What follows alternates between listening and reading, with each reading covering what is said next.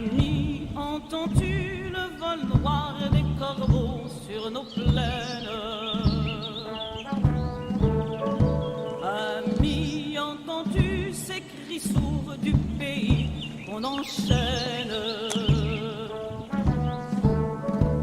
Ohé, partisans, ouvriers et paysans, c'est l'alarme. Ce soir, l'ennemi connaîtra le prix du sang et des larmes. Montez de la mine, descendez des collines, camarades. Sortez de la paille, les fusils, la mitraille, les grenades.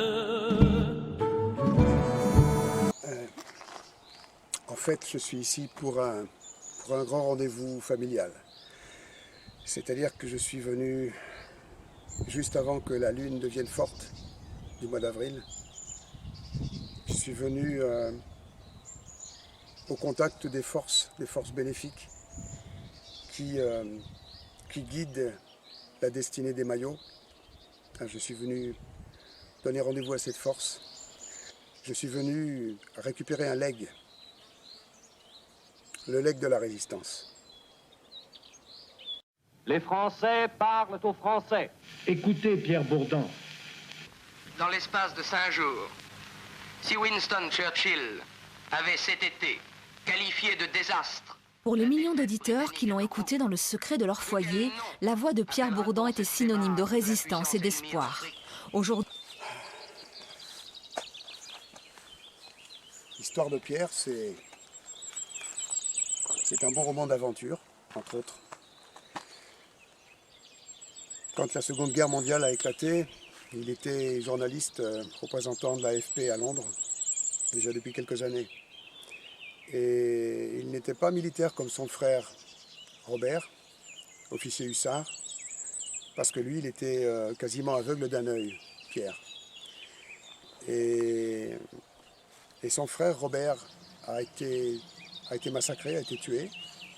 Il était donc lieutenant officier dans le corps des hussards à cheval, lors de, je crois que c'est la dernière charge héroïque à cheval qu'il y a eu contre les chars allemands. Et c'était une douleur que l'on peut imaginer pour mon grand-père paternel, bien sûr.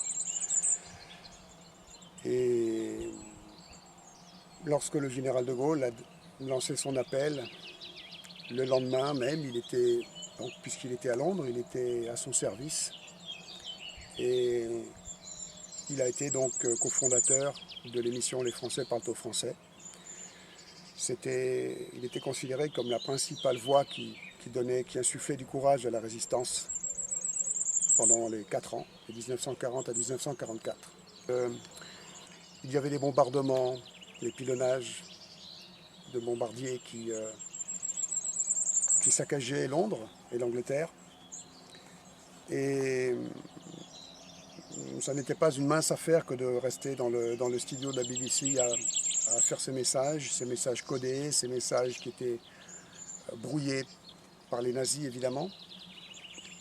Et je me rappelle de cette anecdote que me contait Jeannette, qui était sa femme, sa vraie femme, puisqu'il n'en a eu qu'une seule, c'est Jeannette Maillot, qui était ma grand-mère. Il y avait eu un jour un bombardement et une bombe énorme avait traversé les toits du bâtiment et était venue se ficher dans le sol devant eux. Et bien évidemment, la réaction de toute l'équipe était de déguerpir, de partir, ce qui est une réaction plus que compréhensible. Et mon grand-père a dit non, moi je reste, je continue l'émission. Il est resté et tous les membres de l'équipe sont revenus pour continuer l'émission avec lui. Et cette bombe évidemment n'a jamais explosé.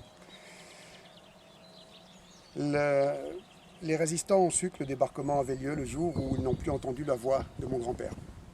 Effectivement, mon grand-père était rentré comme correspondant de guerre dans la fameuse division du général Leclerc. Il a donc participé au débarquement, il est parti après au-devant du danger derrière les lignes ennemies. Là, il a été capturé et déporté dans un fourgon à bestiaux avec d'autres compagnons de malheur, d'infortune. Et les cheminots sachant qui il était, l'ont fait libérer.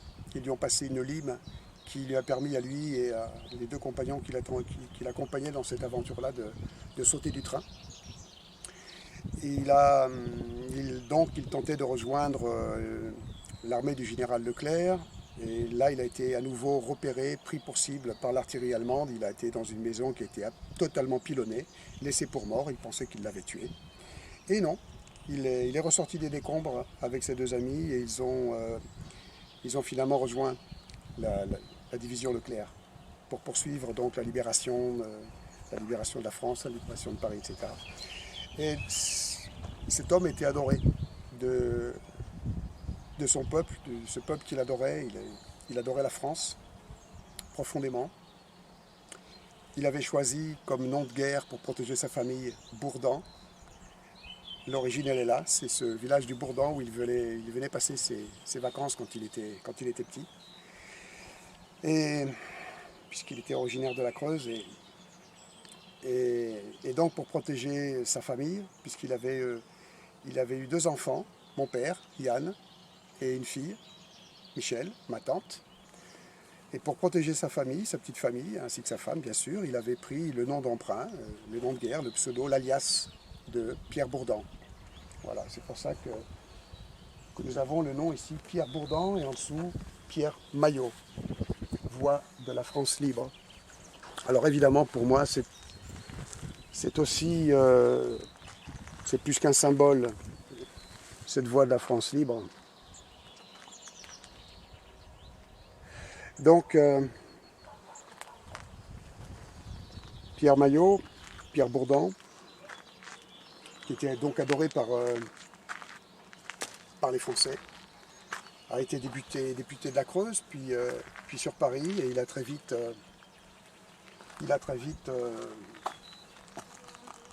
intégré le gouvernement Ramadier. Il était ministre avec 3 portefeuilles. C'était un jeune ministre de 38 ans. Il avait le portefeuille de l'information, le portefeuille de la jeunesse et des sports et le portefeuille de la culture.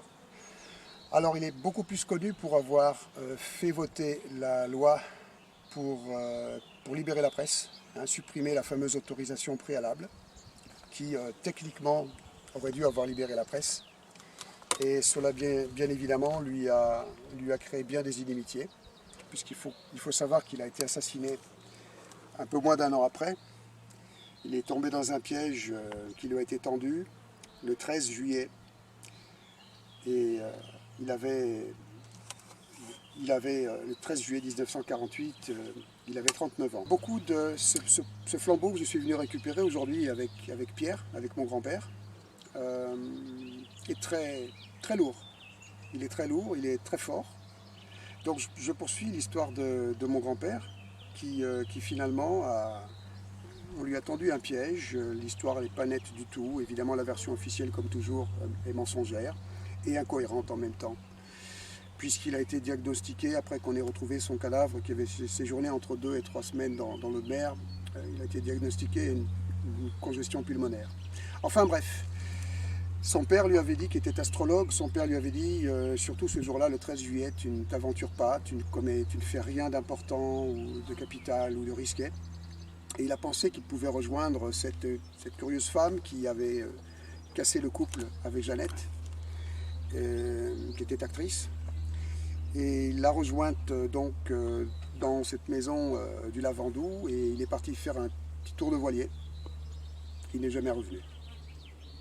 Officiellement, il est mort dans un accident de noyade alors que c'était un athlète qui nageait magnifiquement bien. Bref, voilà. Voilà son histoire. Sa vie a été interrompue alors qu'il était prédisposé aux plus grandes fonctions, évidemment. Je pense qu'il représentait réellement un danger pour ceux qui occupent la France. Le gouvernement Ramadier venait d'être dissous, donc il allait y avoir une refonte de gouvernance pour la France. Évidemment, Pierre Maillot, à cette époque-là, c'était un personnage plus que prédestiné aux plus hautes fonctions. Voilà, une des raisons pour lesquelles il a été supprimé à l'âge de 39 ans. Oui, et ce que je voulais aussi bien transmettre comme message, c'est le fait que, malgré les sacrifices de nos ancêtres, de ceux qui se sont battus pour la France contre l'occupation nazie, la France est toujours occupée. La France est occupée par ces forces maléfiques qui étaient derrière, qui ont organisé l'occupation nazie. C'est pour cela qu'aujourd'hui, je viens reprendre le flambeau en ce jour très précis, qui est un très bon jour en termes d'astrologie. Je viens reprendre le flambeau de cette résistance avec un grand R pour lutter contre l'occupant, le vrai, et cette fois, le mettre à terre et libérer la France. C'est une affaire de famille, entre autres. Et Pierre, son frère Robert, son père, son oncle, mes arrière-grands-parents et grands-oncles, mon papa Yann, voilà, toutes ces forces sont là pour cette nouvelle résistance de France. Donc tu continues la résistance de ton grand-père, parce que finalement on a besoin plus que jamais. C'est pas fini, c'est la résistance aujourd'hui plus que jamais, on en a besoin. Et c'est très émouvant d'être ici, parce que on a dû venir en secret, caché, masqué, et ça met vraiment une ambiance comme dans le 4e Reich, et on y est. Donc c'est vraiment, c'est pas on peut se promener librement. Voilà, on arrive, on doit partir, et voilà.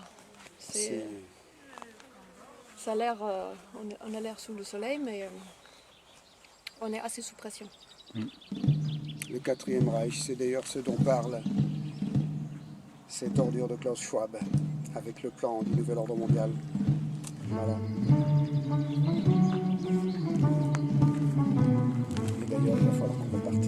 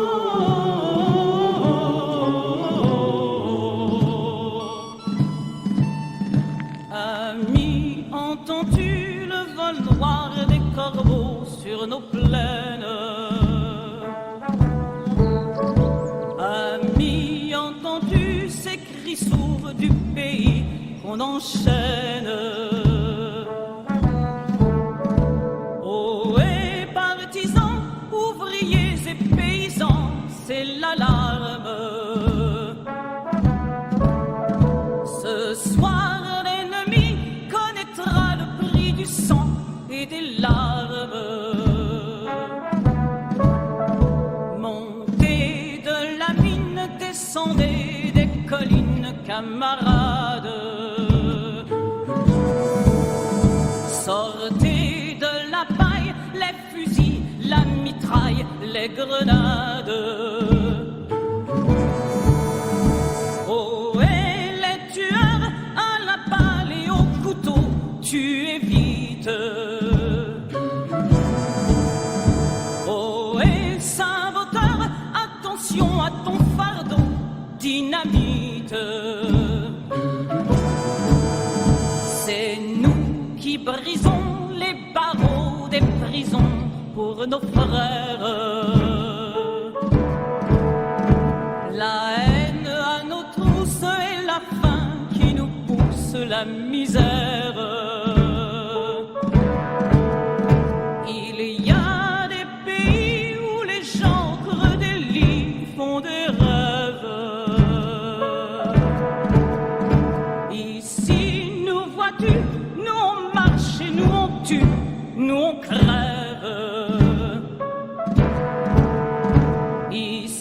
Chacun sait ce qu'il veut, ce qu'il fait quand il passe. Ami, si tu tombes, un ami sort de l'ombre à ta place.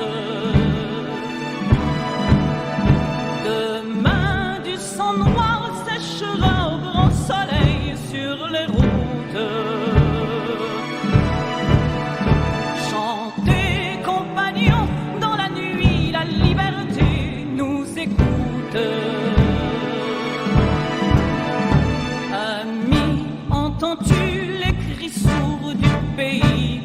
Français.